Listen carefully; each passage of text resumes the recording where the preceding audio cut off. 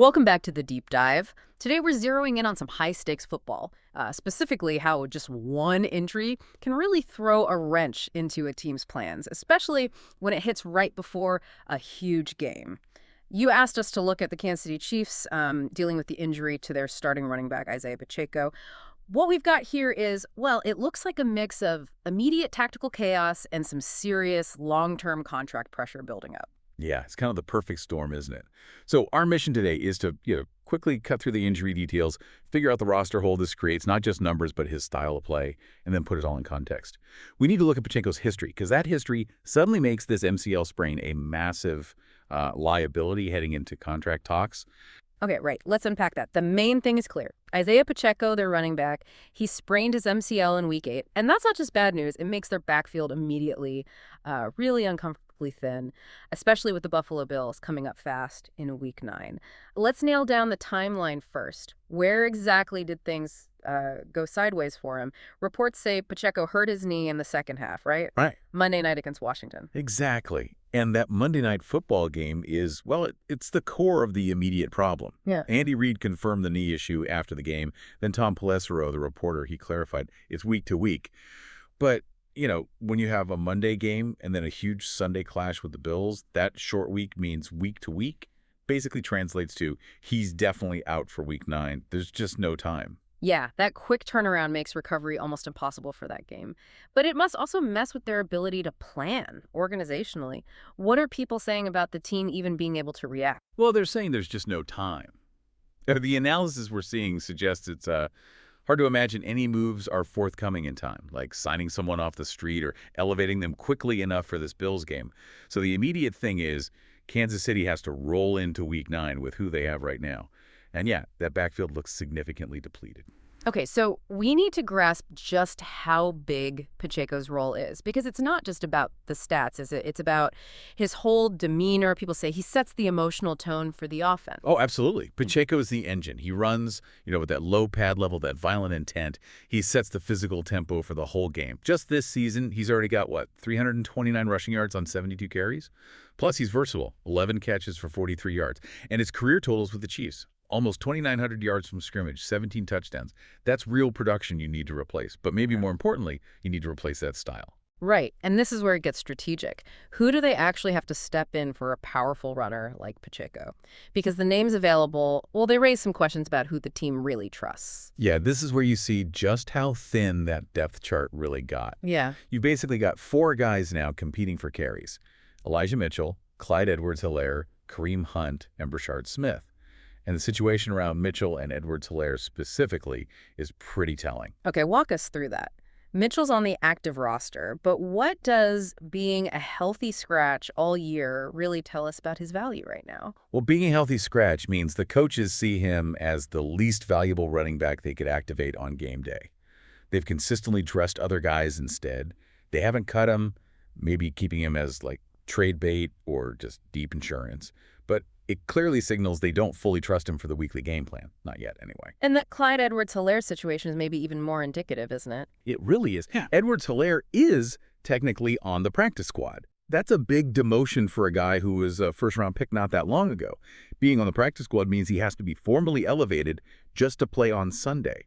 That signals a pretty severe lack of long-term confidence from the organization. And look, schematically, neither Mitchell nor Edwards-Helaire really brings that immediate downhill punch Pacheco has. They're just different kinds of runners, more speed and receiving types. So, okay, Pacheco's the power guy.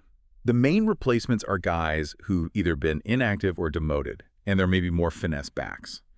How exposed does this leave the Chiefs against a tough team like Buffalo? This kind of looks like a depth management issue coming home to roost. It definitely raises questions about, resource allocation. Knowing Pacheco had some injury history, you might wonder why they let the depth behind him get quite this thin. Clearly, they were banking heavily on Pacheco staying durable. So going into this Bills game, they lose that ability to just grind out tough yards, control the clock physically. They're kind of forced now to rely more on speed, on passing down specialists, for what really needs to be a physical four-quarter fight. That said, this chaotic situation for week 9 does lead right into a bit of breathing room they get immediately after. That's the key relief valve, yeah. After Buffalo, the Chiefs go straight into their bye week, and that window It's critical. It gives them time to, stop the bleeding from this game, see how the makeshift backfield actually performed, figure out Pacheco's real recovery timeline, and start evaluating options for the whole second half of the season. This is really where the immediate crisis shifts into that longer-term strategic thinking. And that strategic thinking leads us right back to Pacheco himself, his career context, his contract situation, because his whole story in Kansas City is pretty amazing, which only makes this harder for them. Oh yeah, he was a tremendous find. Just imagine grabbing a guy who becomes your indispensable lead way back in the seventh round of the draft. That was 2022. That's just genius value from the front office. But now that high-value player has hit this really critical point defined by this new injury. And this MCL sprain couldn't come at a worse time for Pacheco personally, right? It's his contract year. Exactly. Teams are making those big decisions about second contracts right now.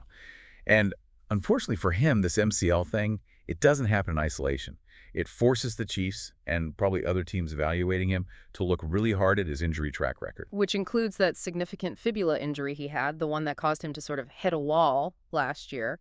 What did the analysts say about his recovery from that one? How did he look coming back? Yeah, the issue wasn't just getting healed, it was regaining that top-level function. I mean, he still led the team in rushing his first 2 seasons, which is impressive.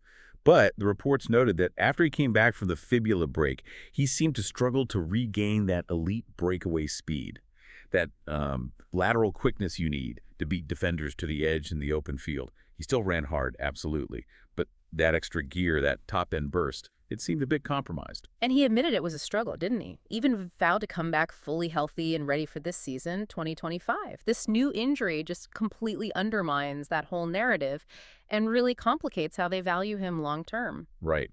So when the Chiefs front office sits down during that bye week, thinking about offering Pacheco a second contract, they need to feel confident about his durability going forward. And now they're faced with a pattern, aren't they? A major fibula injury, followed by maybe a slightly compromised return to peak form, and now immediately an MCL sprain right in the middle of the most critical financial season of his career. This compounding history makes the current injury risk feel, I don't know, exponential. If he had trouble getting back to 100% burst after the fibula, how is he going to look after rehabbing an MCL sprain? The team isn't just buying the player, they're buying that recovery history too. That's the ultimate tension, isn't it? You've got this seventh-round diamond in the rough who became absolutely essential. Now he's a critical piece, but he's injured right when his market value should be peaking.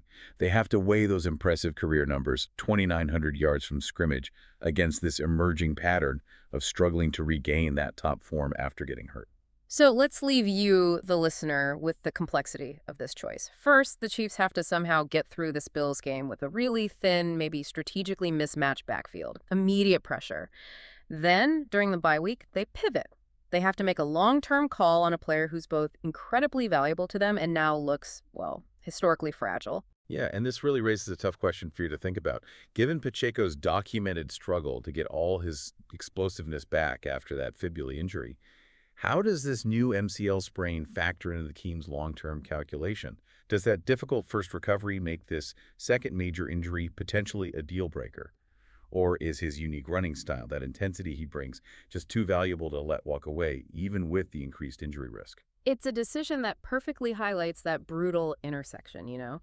Team management strategy, massive contracts, and just the inherent physical price athletes pay in high-stakes pro sports. Thanks for joining us on this deep dive into the Chiefs Backfield Challenge. We'll catch you next time.